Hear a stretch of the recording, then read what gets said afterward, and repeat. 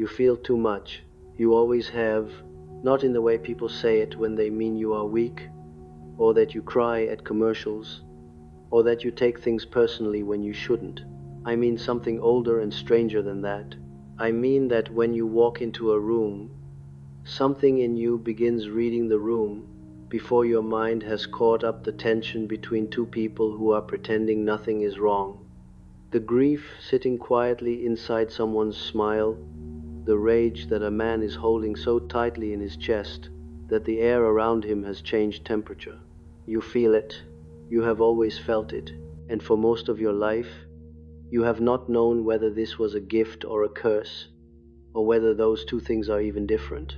You have probably been told, at some point, that you are too sensitive, that you need thicker skin, that you take on other people's problems as if they were your own, and you nodded, perhaps, and tried. You tried to build walls, you tried to stop absorbing, you tried to become a little less permeable, less open, less tuned to frequencies that other people don't seem to hear at all. And it didn't work. It never quite worked, because you were trying to fix something that was never broken. You were trying to sand down the very thing that makes you who you are. I want to talk to you about this today, not to analyze you from a distance, not to give you a framework or a label or a protocol for managing your sensitivity as though it were a chronic condition. I want to talk to you about where this comes from, the real place, not the polite place, and why the people who feel the most are almost always the people who have survived the most, and why those two things are not a coincidence. They were never a coincidence. Let me begin where it actually begins, which is not in your adulthood, and not even in your childhood as you remember it consciously.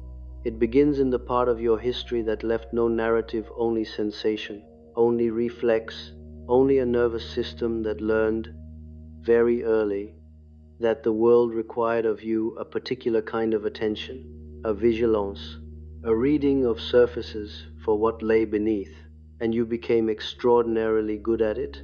This is what I have always found remarkable about those who have lived through what we might call wounding in early life. They do not simply endure it and move on.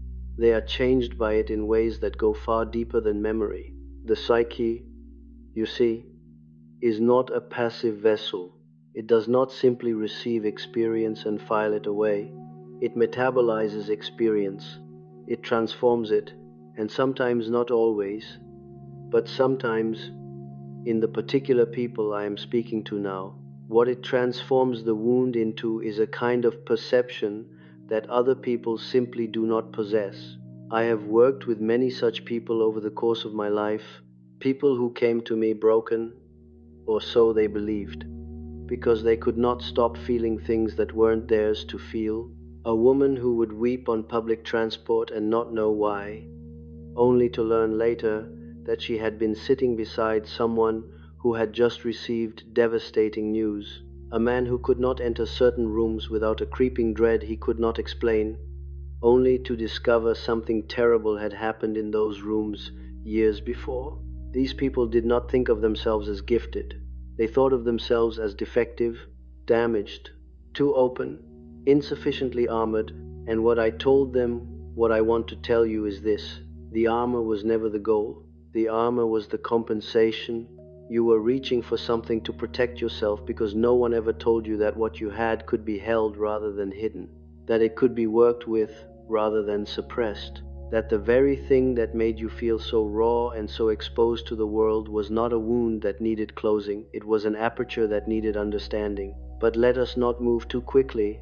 Let us sit for a moment with the harder truth, because I think you need to hear it named before we can talk about what it becomes. Something happened to you.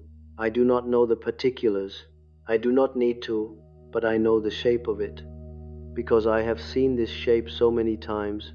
Something happened, or many things happened, gradually, quietly. The way erosion happens that taught your nervous system that ordinary human attention was not enough, that you needed to read people more carefully, that you needed to know, before they spoke, what they were feeling, what mood was about to fill the room, Whether it was safe to be visible today, or whether you needed to make yourself smaller, you learned this because you had to, because something in your environment required it of you, in order to be safe, in order to be loved, in order to survive. And here is the terrible gift: you learned it so well that it became instinct. It became the ground level of your perception. It stopped being a strategy and became a sense as natural and involuntary as sight or hearing. You can no more turn it off than you can choose not to see what is in front of you. What I have called the shadow, the part of ourselves that we push below the threshold of consciousness because it seems too dangerous, too shameful, too strange to carry in the light. The shadow is not simply the home of our darkest impulses, it is also the home of our greatest capacities when they have been made unwelcome. When a child learns that their depth of feeling is a problem for the adults around them, for the equilibrium of the household, for the image the family holds of itself, that depth does not disappear. It goes underground. It becomes the shadow's territory, and underground, without light or air or the chance to be understood, it develops in the only way things can develop. In the dark it grows stranger, more intense, more concentrated, more powerful, and more frightening. This is why so many empaths come to believe, at some deep level, that their sensitivity is monstrous, not because it is, but because it was treated as if it were, because the adults who should have said times this is something, let me help you understand it, times instead said times stop it, calm down, you're overreacting, you're too much asterisk. And the child who had no framework, no language, no other authority to appeal to, believed them, filed the sensitivity into the shadow, tried to become less. But you cannot make less of something that is constitutively yours. You can only stop seeing it clearly, and that is when it begins to operate in ways that feel out of your control because it is out of your conscious control. It has become autonomous. It acts through you rather than with you. You absorb things without meaning to. You take on other people's emotional states without consent, yours or theirs. You feel things at a volume that seems disproportionate to the situation. Because the situation is only the trigger, the real source is everything you have been carrying below the surface that has had no name and no home. I want you to understand something about this, not as theory, but as the thing I observed again and again across decades of working with the psyche. The unconscious does not forget. This is not a metaphor. The unconscious holds everything that consciousness has refused, and it holds it with perfect fidelity, waiting. The wound that was never processed does not dissolve. It becomes a complex, what I have called a feeling-toned complex, a cluster of memories and images and bodily sensations organized around an original injury, carrying their own emotional charge, their own autonomous energy. And this complex does not sit quietly. It reaches, it pulls, it colors your perceptions and your relationships and your dreams, not maliciously, but because that is the nature of things that need to be seen and have not been seen. The empath and I use this word not as a category but as a description, a shorthand for a particular pattern of psychic organization.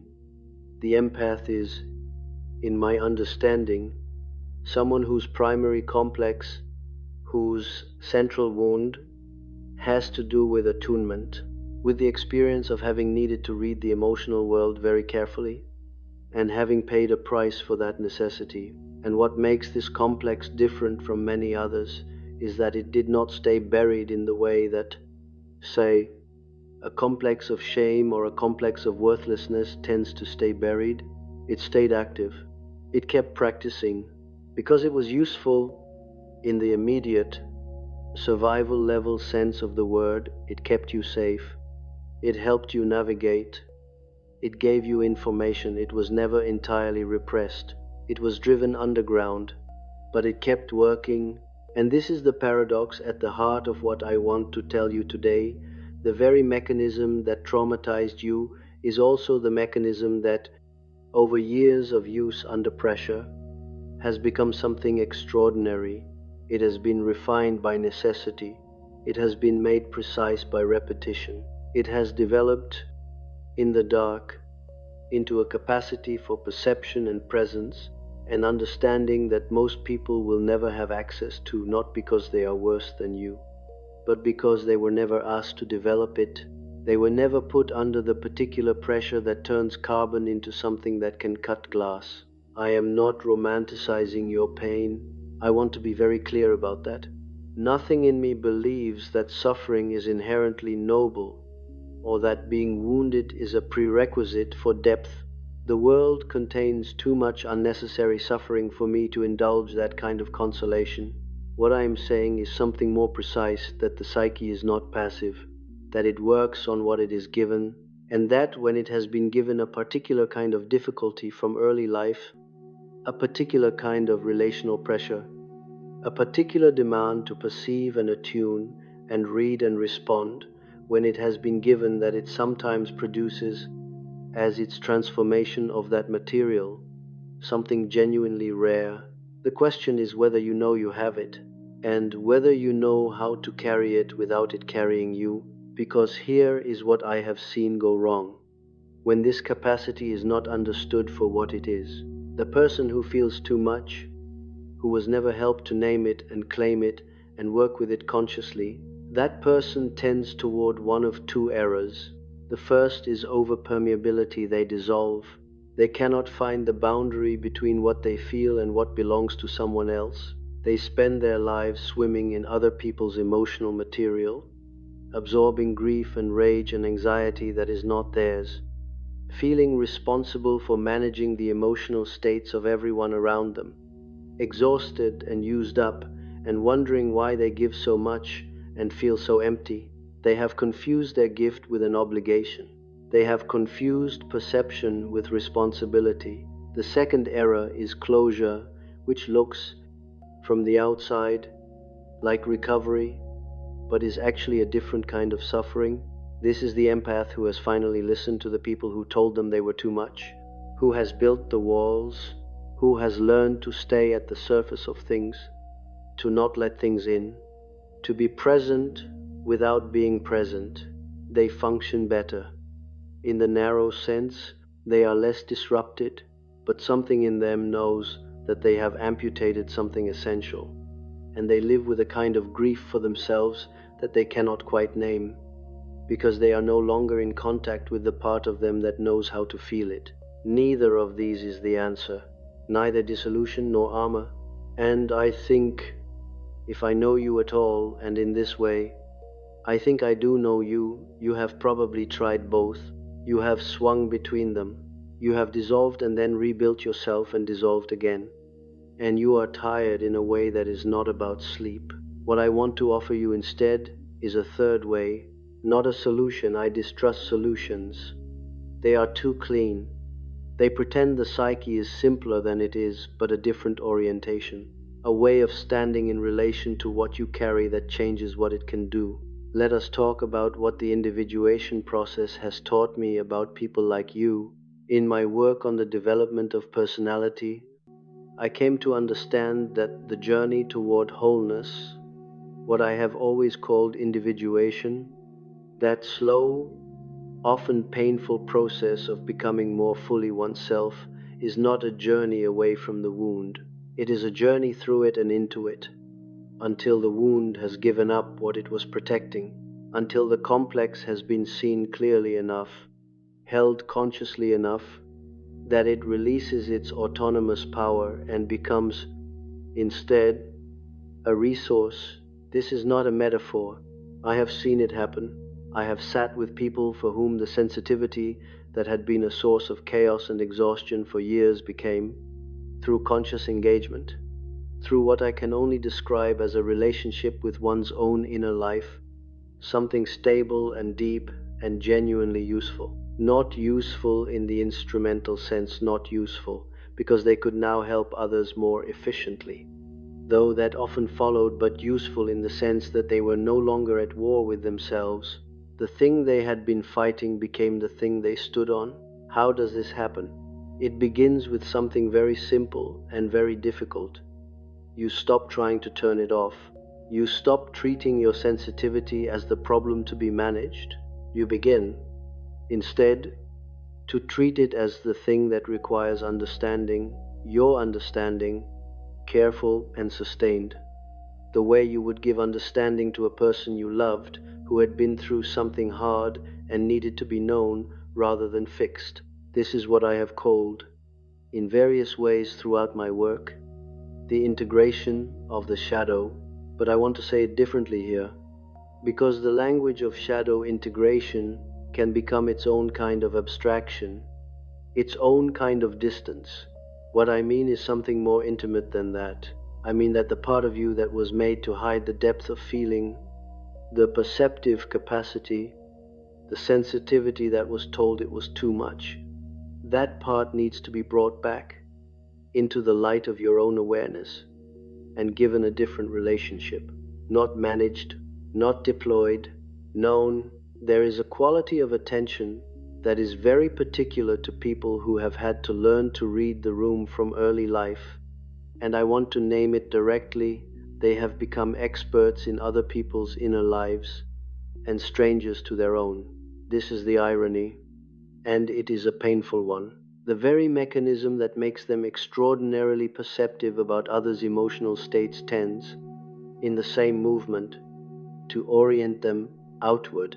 Their attention flows toward others automatically, because that is where the information was always most urgent, most necessary, most consequential, and so they may have very little practice in turning that same quality of attention toward themselves, in reading their own room, as it were. This is where the work lives, not in learning to be less permeable, though some discernment about whose emotional material you take on is certainly part of it, but in learning to apply to yourself the same quality of careful, compassionate, non-judgmental attention that you have always given, automatically and generously, to the people around you. What do you actually feel? Right now, in this moment, underneath the story you are telling yourself about what you feel, not the emotion you think you should have, not the emotion that makes sense given the circumstances, not the emotion that would be safe to acknowledge, but the one that is actually there, waiting, with patience that has outlasted all your attempts to not notice it.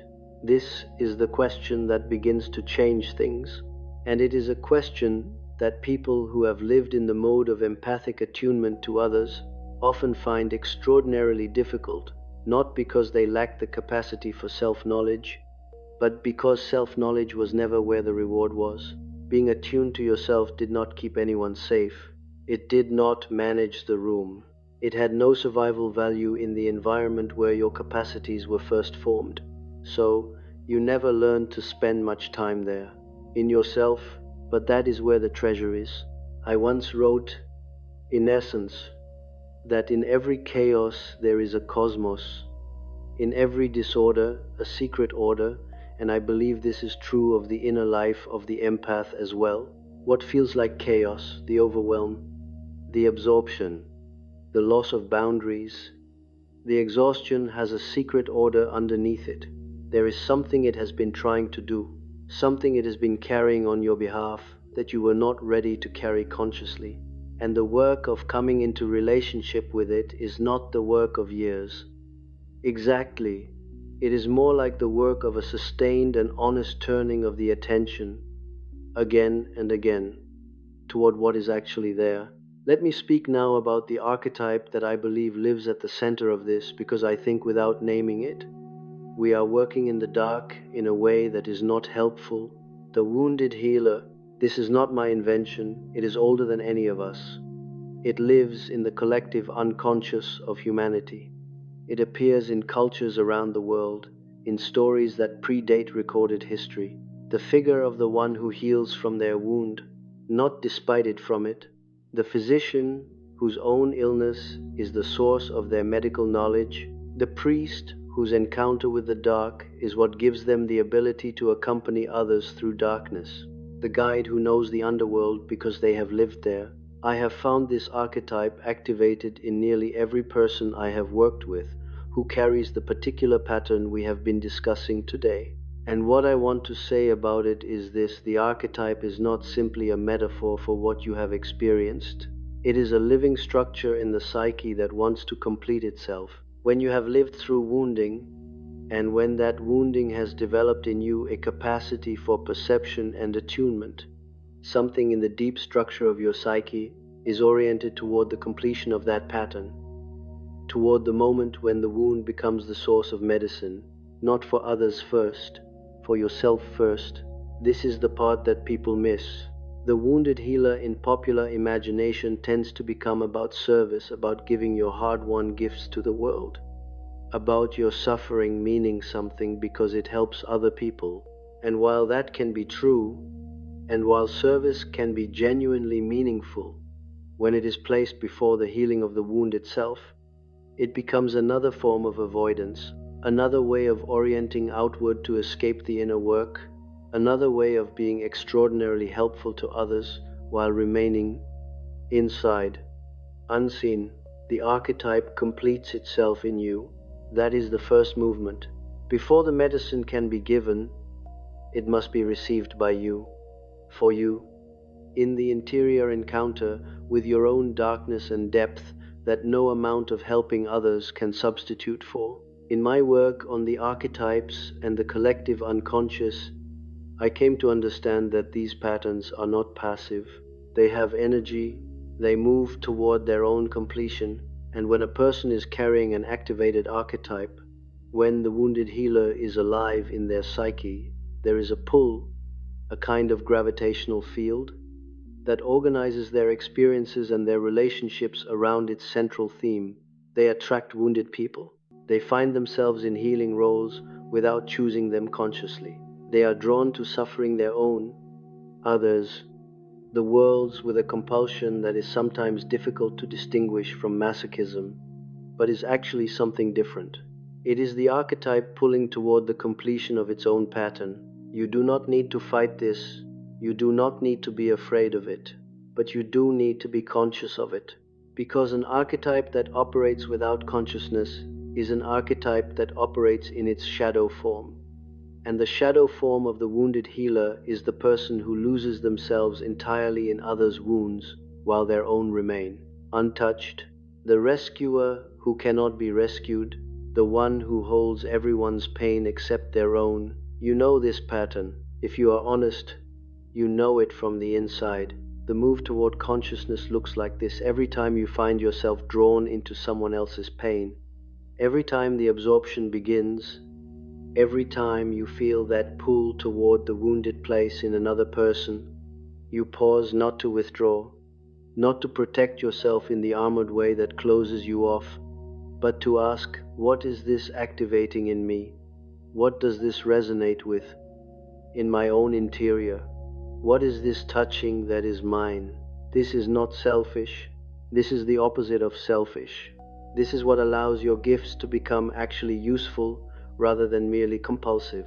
This is what allows you to be genuinely present with someone's pain without drowning in it, because you know the water, you have swum in it before, you have mapped its currents. You are not encountering it for the first time in the other person.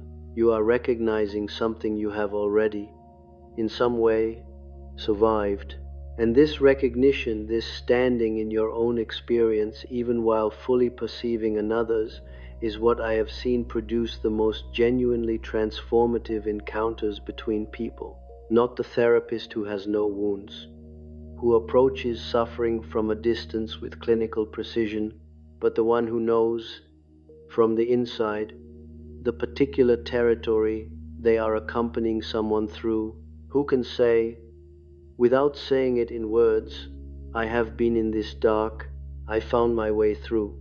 Not the same dark, not the same path, but dark enough that I am not afraid of yours. This is what nobody wants to admit, that the people who have been most broken open are, in many cases, the ones most capable of holding what others cannot hold.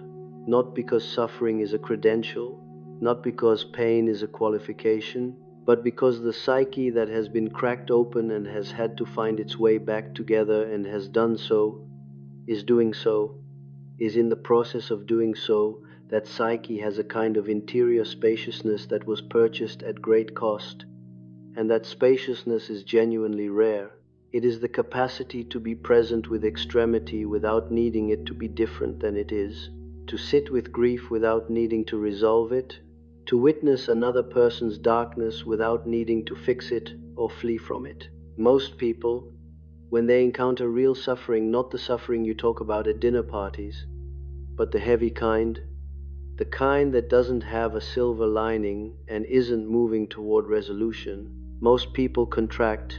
They offer advice because they cannot bear witness.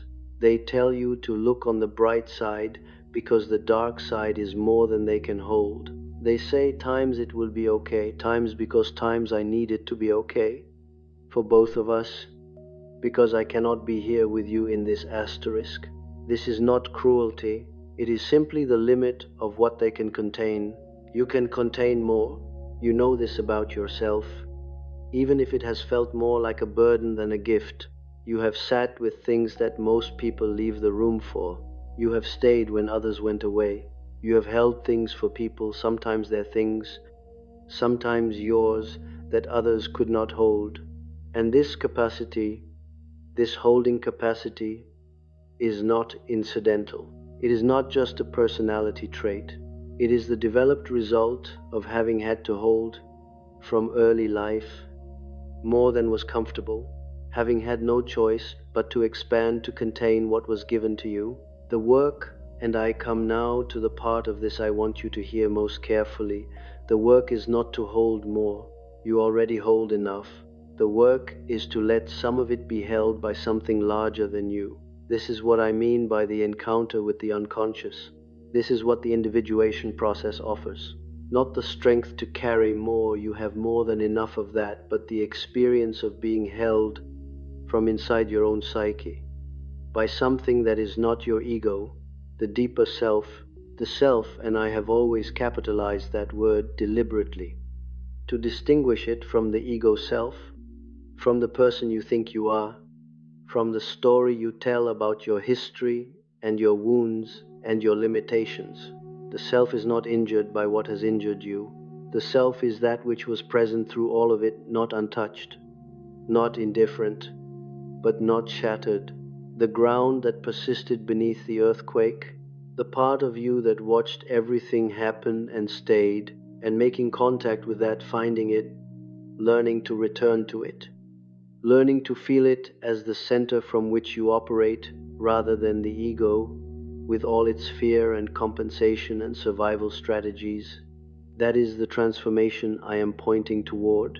It does not happen through effort. Exactly. It happens through what I can only call a particular quality of surrender, not the surrender of defeat, not giving up, but the surrender of the control that has been keeping you away from yourself, the willingness to stop managing your inner life and to begin meeting it instead, the willingness to feel fully, without immediately reaching for the analytic distance that has kept you safe, to let what is in you be in you, for long enough that you begin to understand what it is and what it wants and what it was always trying to do on your behalf. In my work on the structure and dynamics of the psyche, I came to understand that the unconscious is not the enemy of the ego. It is its partner, its source, its ground. The conflict between them, which is the source of so much suffering, is not necessary. It arises from the ego's fear of what lies below. The ego looks into the unconscious and sees chaos, dissolution, the end of the self, as it has known itself, and it defends, armors, organizes itself against the very source of its own life. The empath, who has not yet found their ground, does this in a particular way. They project the unconscious outward. They read it in other people accurately, often because they are not yet able to tolerate finding it in themselves. The grief they sense in a stranger on the train is real. The rage in the room they enter is real. But there is also, beneath the gift, a displacement better to feel it out there, in the manageable form of another person's experience, than to feel it in here, in the raw, unmediated form of one's own interior. This is not a failure. It is a stage. It is the way the gift works before it has been claimed consciously. And knowing it for what it is, a stage, not a destiny, is itself part of the turn. Because when the empath begins to re-own what has been projected outward, when they begin to feel in themselves the things they have previously only been able to feel for others, something changes. Not all at once, not cleanly, but something in the quality of their presence shifts. They become more solid, more here.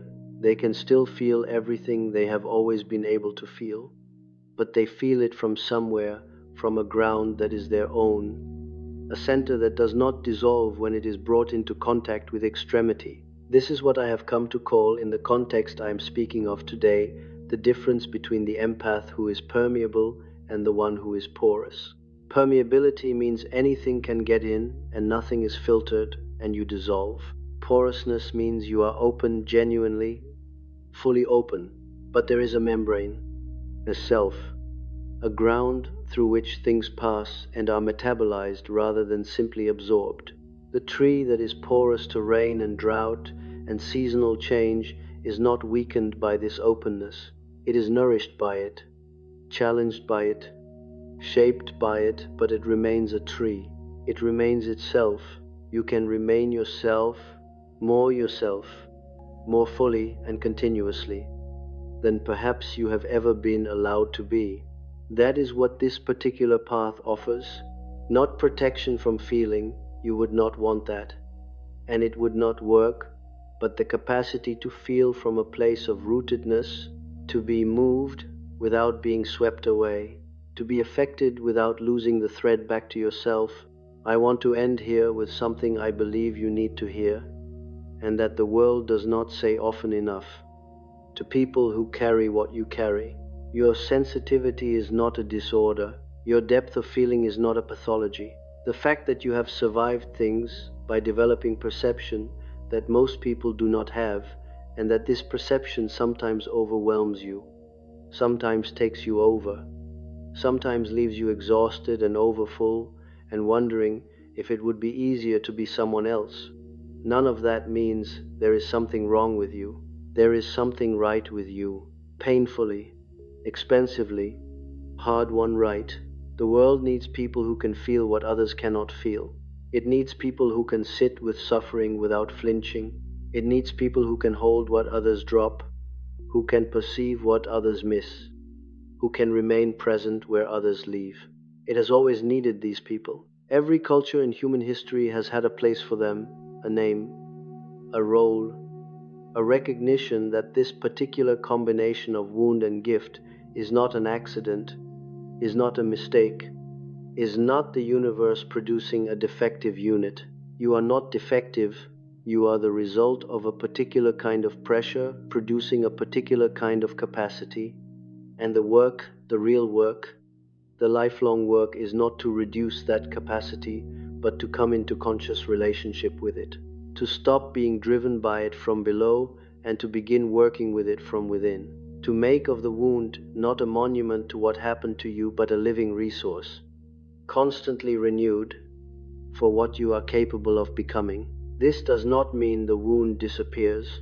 I have never promised anyone that the complex does not dissolve, it transforms. The pain does not vanish, it changes its nature. What was raw becomes seasoned. What was overwhelming becomes navigable. What was the thing you survived becomes the thing you stand on.